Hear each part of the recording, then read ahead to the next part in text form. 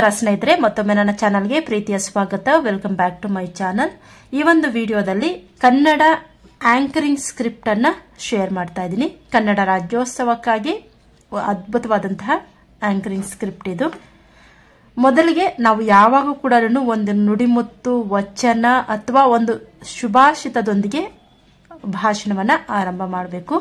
ನಾನಿಲ್ಲಿ ತಗೊಂಡಿರುವಂತಹದ್ದು ಕಲಿತವರಿಗೆ ಅಮೃತ, ನೆನೆದವರಿಗೆ ನೆರಳು, ಅಂಧರಿಗೆ ದಾರಿದೀಪ, ಅಪ್ಪಿಕೋ ಕನ್ನಡವ. ಎಲ್ಲರಿಗೂ ನಮಸ್ಕಾರ. ನನ್ನ ಹೆಸರು ಕವನ, ನನ್ನ ಹೆಸರು ಸೌಮ್ಯ. ಇಲ್ಲಿ ಮೊದಲಿಗೆ ಒಂದು ನುಡಿಮುತ್ತಿನೊಂದಿಗೆ ಎಲ್ಲರಿಗೂ ನಮಸ್ಕಾರವನ್ನ ತಿಳಿಸಿ ತಮ್ಮ ತಮ್ಮ ಪರಿಚಯವನ್ನ ಮಾಡ್ಕೋಬೇಕು. ಅದಾದ ನಂತರ ಸೌಮ್ಯ, ಉದಯವಾಗಲಿ ನಮ್ಮ ಚೆಲುವ ಕನ್ನಡ ನಾಡು, ಎಲ್ಲಾದರೂ ಇರು ಎಂಥಾದರೂ ಇರು, ಎಂದೆಂದಿಗೂ ನೀ ಕನ್ನಡವಾಗಿರು ಎಂಬ ಪ್ರಸಿದ್ಧ ಸಾಲುಗಳ ಮೂಲಕ ಎಲ್ಲರಿಗೂ 70ನೇ ಕನ್ನಡ ರಾಜ್ಯೋತ್ಸವದ ಆರ್ಥಿಕ ಶುಭಾಶಯಗಳು. ನೋಡಿ, ಇಲ್ಲಿ ಮತ್ತೆ ಒಂದು ಕನ್ನಡ ನುಡಿಮುತ್ತಿನೊಂದಿಗೆ ಎಲ್ರಿಗೂ ಕೂಡ ಪ್ರಸಿದ್ಧ ಕವಿಯ ಸಾಲುಗಳಂತೆ ಎಲ್ರಿಗೂ ಕೂಡ 70, ಈ ವರ್ಷ ನಾವು 70ನೇ ಕನ್ನಡ ರಾಜ್ಯೋತ್ಸವವನ್ನ ಆಚರಣೆ ಮಾಡ್ತಾ ಇದೀವಿ. ಆ ಕಾರ್ಯಕ್ರಮಕ್ಕೆ ಹಾರ್ದಿಕ ಶುಭಾಶಯಗಳು ಅಂತ ಹೇಳಿ. ಅದಾದ ನಂತರ ಇಲ್ಲಿ ನಾನು ಕವನ ಅಂತ ಹೆಸರಾಕಿ, ಇಲ್ಲಿ ನೀವು ನಿಮ್ಗೆ ಯಾವುದು ನುಡಿಮುತ್ತು ಇಷ್ಟ ಆಗುತ್ತೋ ಅದನ್ನ ನೀವು ಇಲ್ಲಿ ಬರ್ಕೊಳ್ಳಿ. ಎಂಬ ಪ್ರಸಿದ್ಧ ಕವಿ ಹೇಳಿಕೆಯಂತೆ, ಇಲ್ಲಿ ಯಾವ ಕವಿ ಹೇಳಿರ್ತಾರೆ ನುಡಿಮುತ್ತನ್ನ ಅವರ ಹೆಸರನ್ನ ಬರ್ಕೊಳ್ಳಿ. ಹೇಳಿಕೆಯಂತೆ ಇಂತಹ ಸುಂದರ ನಾಡಿನಲ್ಲಿ ಜನಿಸಿರುವ ನಾವೇ ಧನ್ಯರು ಅಂತ ಹೇಳ್ತಾ ಸ್ವಾಗತ ಭಾಷಣದ ಸಮಯ. ಈಗ ಸೌಮ್ಯ ಹೇಳ್ತಾಳೆ, ನಮ್ಮ ನಾಡು ಅತಿಥಿ ಸತ್ಕಾರಕ್ಕೆ ಅನಾದಿ ಕಾಲದಿಂದಲೂ ಪ್ರಾಮುಖ್ಯತೆಯನ್ನ ಪಡೆದಿದೆ. ಅತಿಥಿ ದೇವೋಭವ ಎನ್ನುವಂತೆ ಅತಿಥಿ ಮಹೋದಯರನ್ನು ಸ್ವಾಗತಿಸಲು ಕುಮಾರಿ ಚೇತನಾ ಅವರನ್ನು ಆತ್ಮೀಯವಾಗಿ ವೇದಿಕೆಯ ಮೇಲೆ ಬರಲು ಚಪ್ಪಾಳೆಯ ಮೂಲಕ ಸ್ವಾಗತಿಸೋಣ. ಅದಾದ ನಂತರ ಕವನ ಹೇಳ್ತಾಳೆ, ಎಲ್ಲಾದರೂ ಇರು ಎಂತಾದರೂ ಇರು, ಎಂದೆಂದಿಗೂ ನೀ ಕನ್ನಡವಾಗಿರು. ಅತಿಥಿಗಳನ್ನ ಹೃತ್ಪೂರ್ವಕವಾಗಿ ಸ್ವಾಗತಿಸಿದ ಕುಮಾರಿ ಚೇತನಾಳಿಗೆ ಧನ್ಯವಾದಗಳು. ಅದಾದ ನಂತರ ದೀಪ ಬೆಳಗುವ ಕಾರ್ಯಕ್ರಮ ಪ್ರಾರಂಭ ಮಾಡಬೇಕು. ಕವನ ಹೇಳ್ತಾಳೆ, ಯಾವುದು ತಾನು ಬೆಳಗಿ ಬೇರೆಯವರನ್ನ ಬೆಳಗಿಸುವ ಶಕ್ತಿ ಹೊಂದಿದೆಯೋ ಅದು ದೀಪ. ದೀಪ ಎಂದರೆ ಬೆಳಕು, ಅಲ್ಲಿ ಕತ್ತಲು ಇರುವುದಿಲ್ಲ. ಹಾಗಾಗಿ ಅಂಧಕಾರವನ್ನ ಎದುರಿಸುವ ಶಕ್ತಿ ಇರುವುದು ಕೇವಲ ದೀಪ ಅಥವಾ ಬೆಳಕಿಗೆ ಮಾತ್ರ ಎಂದು ಹೇಳುತ್ತಾ, ದೀಪ ಬೆಳಗಿಸಲು ನಮ್ಮ ಶಾಲೆಯ ಮುಖ್ಯಸ್ಥರಾದ ಗೀತಾ ಮ್ಯಾಮ್ ಹಾಗೂ ಪ್ರಾಂಶುಪಾಲರಾದ ರೇವತಿ ಮ್ಯಾಮ್ ರವರನ್ನು ವೇದಿಕೆಯ ಮೇಲೆ ಬರಮಾಡಿಕೊಳ್ಳೋಣ. ಅದಾದ ನಂತರ ಸೌಮ್ಯ ಹೇಳ್ತಾಳೆ, ಇಲ್ಲಿ ದೀಪ ಬೆಳಗಿಸುವಂತಹ ಕಾರ್ಯಕ್ರಮಕ್ಕೆ ಆಹ್ವಾನವನ್ನ ಕೊಟ್ಟಾದ್ಮೇಲೆ ಸೌಮ್ಯ ಹೇಳ್ತಾಳೆ, ಕನ್ನಡದ ದಿವ್ಯ ದೀಪ ಸದಾ ಹೀಗೆ ಬೆಳಗಲಿ ಎಂದು ಕೋರುತ್ತಾ ದೀಪವನ್ನು ಬೆಳಗಿದ ರೇವತಿ ಮ್ಯಾಮ್ ಮತ್ತು ಗೀತಾ ಮ್ಯಾಮ್ ರವರಿಗೆ ಧನ್ಯವಾದಗಳು ಮತ್ತು ವೇದಿಕೆಯಲ್ಲಿ ಅಲಂಕರಿಸಬೇಕೆಂದು ವೇದಿಕೆಗೆ ಬರಮಾಡಿಕೊಳ್ಳೋಣ. ಸ್ವಾಗತ ಆದ್ಮೇಲೆ ಸ್ವಾಗತ ನೃತ್ಯ ಅಥವಾ ಗೀತೆಯ ಮೂಲಕ ಸ್ವಾಗತವನ್ನು ಕೂಡ ಕೋರ್ತಾರೆ. ಇಲ್ಲಿ ನೃತ್ಯದ ಮೂಲಕ ಸ್ವಾಗತವನ್ನ ಕೋರುವುದು ಹೇಗೆ ಅಂತ ಕವನ ಹೇಳ್ತಾ ಇದ್ದಾಳೆ. ಇಲ್ಲಿ ನೃತ್ಯ ಒಂದು ಸಾಂಸ್ಕೃತಿಕ ಕಲೆ. ಅಂತಹ ಕಲೆಯನ್ನ ನೃತ್ಯದ ಮೂಲಕ ಪ್ರದರ್ಶಿಸಲು ವಿದ್ಯಾರ್ಥಿನಿಯರನ್ನು ವೇದಿಕೆಗೆ ಸ್ವಾಗತಿಸೋಣ. ಇದು ನೃತ್ಯ ಆದ್ರೆ ಈ ರೀತಿಯಾಗಿ ಸ್ವಾಗತವನ್ನ ಹೇಳ್ತಾ ನೃತ್ಯ ಪ್ರದರ್ಶಿಸಲು ವಿದ್ಯಾರ್ಥಿನಿಯರನ್ನ ವೇದಿಕೆಗೆ ಬರಮಾಡಿಕೊಳ್ಳಬೇಕು. ಅಥವಾ ನೀವೇನಾದ್ರೂ ಹಾಡಿನ ಮೂಲಕ ಅಥವಾ ಗೀತೆಯ ಮೂಲಕ ಸ್ವಾಗತವನ್ನ ಕೋರ್ತಾ ಇದ್ರೆ ಹೀಗೆ ಹೇಳಿ, ಹಾಡು ಒಂದು ಸಾಂಸ್ಕೃತಿಕ ಕಲೆ.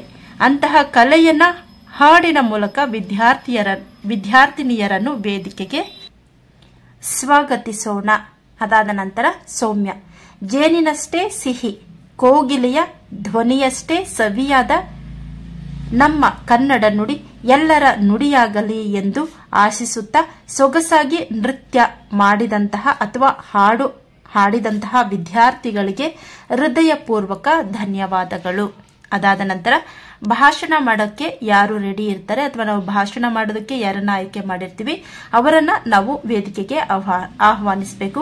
ಅವ್ರು ಬಂದು ಭಾಷಣವನ್ನ ಮಾಡಿ ಆದ್ಮೇಲೆ ಸೌಮ್ಯ ಹೇಳ್ತಾಳೆ, ಕನ್ನಡವೇ ನಮ್ಮ ಉಸಿರು, ಕನ್ನಡಮ್ಮನ ನೆರಳು ನಮಗೆ ಶ್ರೀರಕ್ಷೆ.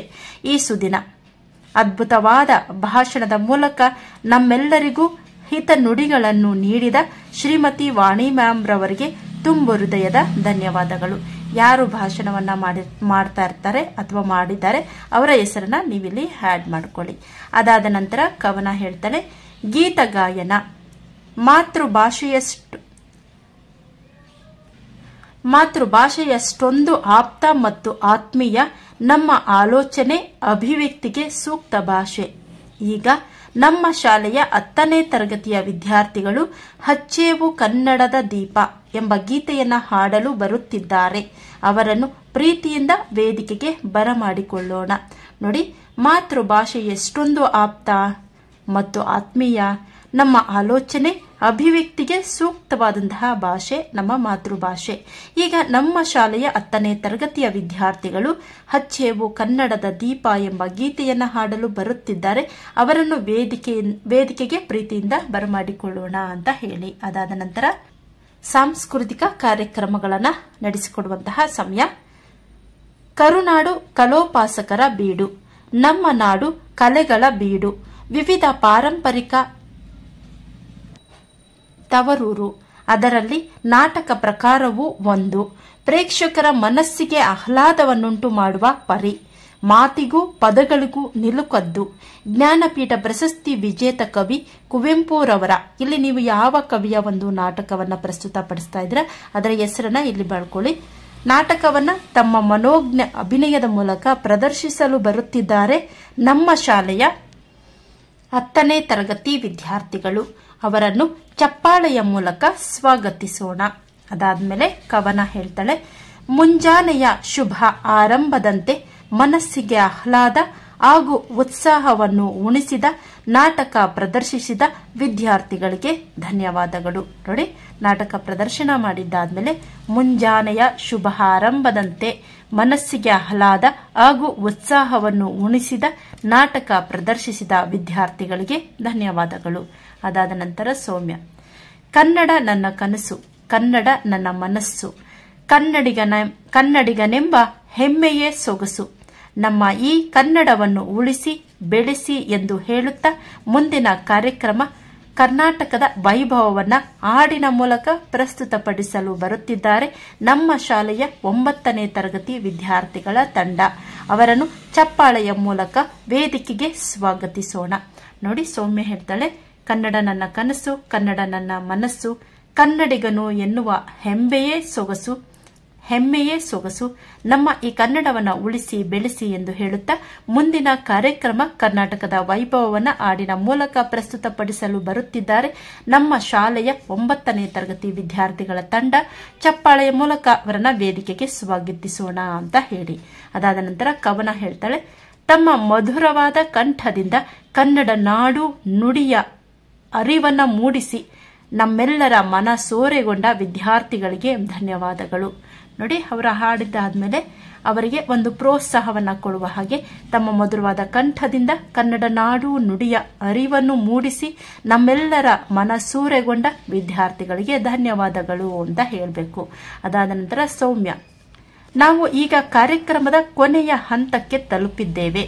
ಈಗ ವಂದನಾರ್ಪಣೆಯನ್ನ ಮಾಡಲು ವೇದಿಕೆಯ ಮೇಲೆ ಬರುತ್ತಿದ್ದಾರೆ ಶ್ರೀಮತಿ ಗೌರಿ ಮ್ಯಾಮ್. ಅವರನ್ನು ಚಪ್ಪಾಳೆಯ ಮೂಲಕ ಸ್ವಾಗತಿಸೋಣ. ಎಲ್ಲರಿಗೂ ವಂದನೆಗಳನ್ನ ತಿಳಿಸಿದ ಗೌರಿ ಮ್ಯಾಮ್ ಅವರಿಗೆ ಧನ್ಯವಾದಗಳು. ನಂತರ ಕವನ ಹೇಳ್ತಾಳೆ, 70ನೇ ಕನ್ನಡ ರಾಜ್ಯೋತ್ಸವದ ಕಾರ್ಯಕ್ರಮದಲ್ಲಿ ಸಕ್ರಿಯವಾಗಿ ಪಾಲ್ಗೊಂಡು ಯಶಸ್ವಿಗೊಳಿಸಿದ ತಮ್ಮೆಲ್ಲರಿಗೂ ಧನ್ಯವಾದಗಳನ್ನ ತಿಳಿಸುತ್ತಾ ಇದೀಗ ನಾಡಗೀತೆ ಹಾಗೂ ರಾಷ್ಟ್ರಗೀತೆಯ ಮೂಲಕ ಕಾರ್ಯಕ್ರಮವನ್ನು ಮುಗಿಸೋಣ. ಧನ್ಯವಾದಗಳು ಅಂತ ಹೇಳಿ. ಇದಾದ ನಂತರ ನಾಡಗೀತೆ, ರಾಷ್ಟ್ರಗೀತೆ ನೀವು ಯಾವ ರೀತಿಯಾಗಿ ಕಾರ್ಯಕ್ರಮವನ್ನು ಆಯೋಜನೆ ಮಾಡ್ಕೊಂಡಿರ್ತೀರ ಅದನ್ನ ಹೇಳ್ತಾ ಕಾರ್ಯಕ್ರಮವನ್ನು ಮುಗಿಸಿ ಕಡೆಯದಾಗಿ ಧನ್ಯವಾದಗಳನ್ನು ಹೇಳಿ ಹಾಗೇನೆ ಎಲ್ಲರಿಗೂ ಕನ್ನಡ ರಾಜ್ಯೋತ್ಸವದ ಶುಭಾಶಯಗಳು ಅನ್ನೋದನ್ನ ತಿಳಿಸಿ ಜೈ ಕರ್ನಾಟಕ, ಜೈ ಕನ್ನಡ ಮಾತೆ ಅಂತ ಹೇಳಿ. ಇದಾಗಿದೆ ಕನ್ನಡ ರಾಜ್ಯೋತ್ಸವಕ್ಕಾಗಿ ಅದ್ಭುತವಾದಂತಹ ಒಂದು ಆಂಕರಿಂಗ್ ಸ್ಕ್ರಿಪ್ಟ್ ಅಥವಾ ನಿರೂಪಣೆಯ ಸ್ಕ್ರಿಪ್ಟ್. ಮತ್ತೆ ಭೇಟಿಯಾಗೋಣ ಮುಂದಿನ ವಿಡಿಯೋದಲ್ಲಿ. ಧನ್ಯವಾದಗಳು.